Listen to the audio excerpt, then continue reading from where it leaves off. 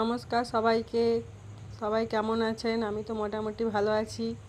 এই ডিজাইনটা কেমন হয়েছে বলুন। তো এটা খুব একটা ভালো হয়নি, করেছিলাম প্রথমে। আজকে যেহেতু পূর্ণিমা, ফল খেয়ে থাকতে হবে, ওই জন্য যখন ফল খেতে বসলাম তখন এই লেবুগুলো দেখে মনে হলো একটু কমলা লেবু দিয়ে একটা ডিজাইন করি। আমি একটা ভিডিওতে দেখেছিলাম, সেটা দেখেই করার চেষ্টা করলাম। খুব সাবধানে সাবধানে এই ইয়েগুলো কাটতে হবে, খোসাগুলো, যাতে না ভিতরে লেবুটা কেটে যায়, শুধু খোসাটাই যেন কেটে বেরিয়ে আসে।